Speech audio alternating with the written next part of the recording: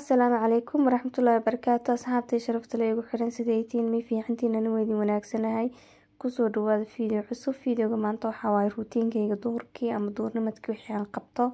Soo jeedaan hadda wajiga ayaan wax marsanayaa.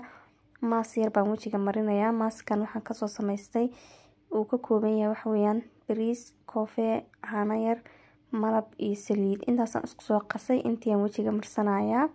waxa way hargab ay ugu dhacay cunuhu yara xiran yahay xitaa indhagu idhaadheer yihiin in laga dareemayo filaaya indhuhu iguteenba waxa way maaskan inaba caadi ma ahan usbuucii 3 jeer ilaa 4 jeer baan marsadaa mar haddii aad guriga joogtid waxa fiican inaadan adoo qalalan dhex taagnaanin aad maaskaaga yarka jag isku siisid oo aad isnuurisid waxa way hadda marka maaska soo marsaday jikada ayaan soo galay waxaan rabaa xaajiga inaan wax way qada uga soo tuuro ana qada samaysto marka tii xaajiga horeysiinaya hadda waxaan soo qaatay waa digaag yar digaagi waxaan ku soo darsaday xawaashiyaan ku soo darsaday waxa waaye mindi spices waxaan ku soo darsaday xawaashiga oregano la dhaho waxaan ku soo darsaday wax yaro basbaas cas ah wax yaro basbaas tuman milix saliid intaasaan chickenka si fiican ugu qasayaa chickenku waa chicken hilib kaliya ah oo jiir kaliya ah wax la fikuma jirto saa u jeedaan uu go'an yahay waxa way chickenki xawaashiyaashi markaan si fiican isku soo dhexgeliyay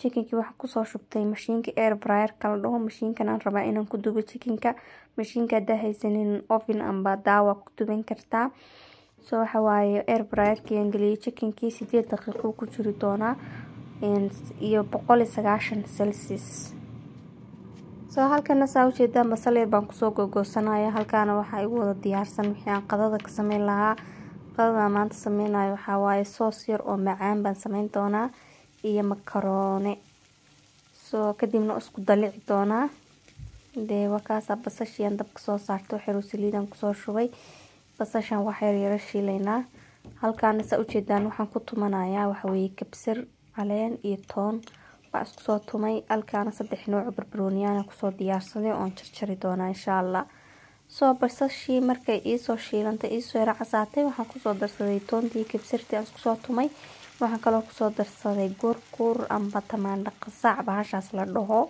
ama tamaandhada fayga aan wax kale uma aqaanay inta markaan ku soo darsaday waan yara walaaqay kadibna waxaan ku soo darsanayaa xawaashiyaashi waa mindi spices xawaashiyaashu wax yaro basbaas cas ah wax yaro filfil ah iyo wax yaro milix ah baan ku soo darsaday kadibna saasaan 2 jeer isugu yara walaaqay kadibna waxaan ku soo darsanayaa biyo dabkaan hoos aan u geynayaa waxaan rabaa intaan in si fiican ay isugu soo shiilanta insha Allah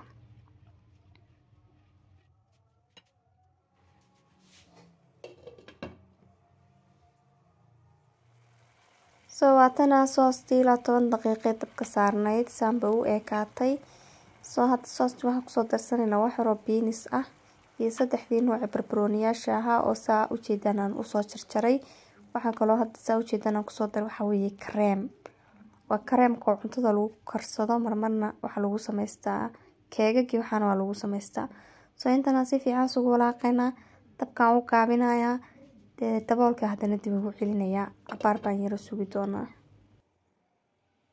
chickenkiina saan ayuu ku soo baxay sida quruxda badan u jeedaan air fryer ka chickenki ay u soo dubtay oo diyaar noogu yahay suugadii aan dib ugu soo noqday waxaan ku soo darayaa chickenki suugadan inaba caadi ma ahan chickenki suugada si fiican ugu walaaqaya 2 daqiiqan dabka ku deyn doonaa uu chickenku uu cabo suugadan kadibna waxa way markaas aan dabka ka damin doonaa 2 daqiiqo kadib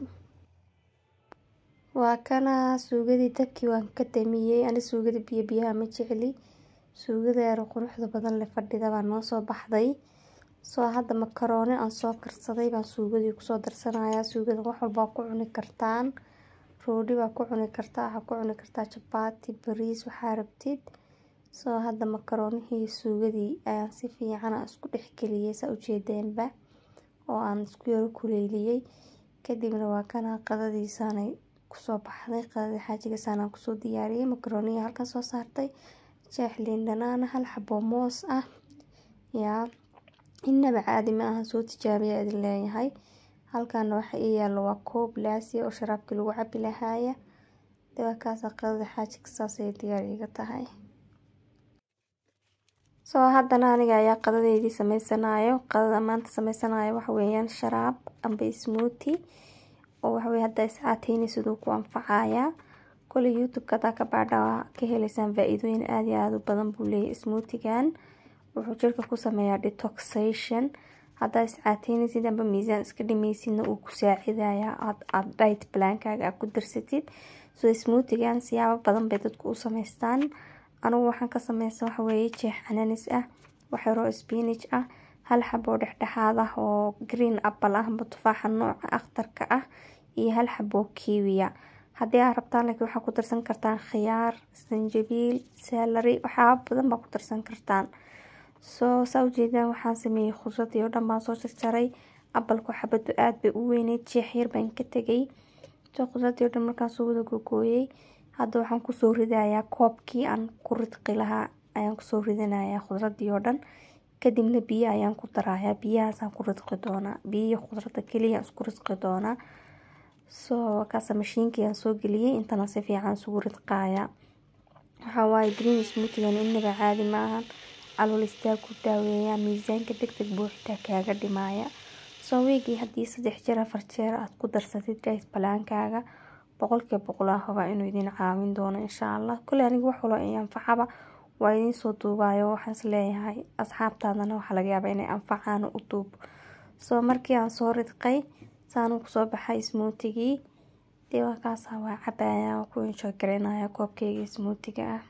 I hope ina idea ka heli doontaan smoothie-gan.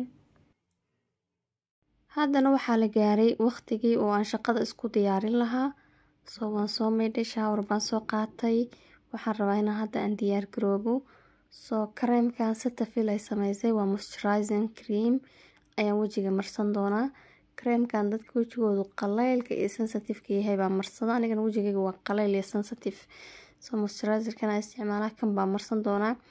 bahalkan yarka aan suniyahan ku toosisan doonaa, aan ku feeri doonaa. labistaan waa marsan doonaa. waxa weey lacala haddii aad ka heshaan labistaan marsanahay waa taasa magaceedii Lakme baa samaysay. koley midabkeeda aniga uu qanciyay, dad badan oo igu arkayna uu qanciyay. kadibna cadarkan baan isku shubi doonaa. cadarkan surprise baa la dhahaa. aad iyo aad buu udgoon yahay. mar walba banaanka u baxaaya isagaan isku shubaa, sababtoo ah markaan isku shubo dadka oo dhan ma urinayaan. qofkii ii soo dhawaado amba laabta igeliyo kaliya unba urin kara. marka saa darteed baa kaa u isticmaalaa. kanina waxaa waaye body lotionka oo aan ku dhaashan doono insha Allah. halkan waxaan kusoo diyaarsaday dharkan ku labisan lahaa. waxaan xiranayaa jumpsuit, waa midkan oo cadaanka iyo casaanka madowga ka kooban. cabaayad madow baan kasii kor xiran doonaa. sheelada bulumareega aan xiran doonaa. muraayadahana noocaasa isticmaalayaa. maxaa la dhahaa fargal iyo saacadaasna waa ku labisan doonaa. soo waa kana dharkii wixii oo dhan aan soo xidhay. hal xabo shandada madowna waa anigaa soo qaatay. saan ayaan diyaar ku ahay. soo hadda waa soo baxay. meesha shaqada u socdaa. shaqadu way ii dhowdahay 10 daqiiqa loo lugeeya haddaan lug ku tagaayo. soo marmarna waa lugeeyaa, marmarna mootaan raacaa, badanka mootaan raacaa. soo maanta waan soo lugeeyay. meeshan aan deganahay, guryahan deganaysaana uu eegyihiin birsha wanaagsan guys. dee waa kaasa quruxleydii waxweeye meesha shaqadeeda usii lugeynaysaa. waa kana meesha shaqadii baan soo gaaray. meeshan yarkaa baan suulka saarayaa, waa isxaadirinayaa. shaqadii waan joogayay, waa wareey baan leeyahay. 4 shaqada soo gala, haddana waa 4 daqiiqadood. soo markaas soo xaadiriyay kadib xafiiskaygii baan yimid. saanu xafiiskaygu u weegyahay. dee waa kaasa shaqada ilaa caaw 10 barkaan ku jiri doonaa insha Allah. fiidiyogana halkan baan ku joojin doonaa. afternoon routine-kaygu saanu u weegyahay. halkaa gabar baa fadhida, uniform bay xiran tahay. ani shaqada uniform uma xidho. dhinacan kalena alaabtaas ay xigta. dee waa kaasa waxaa waaye shaqadeedaan wadan doonaa. fiidiyogana intana ku ekeenaya. maca salaama.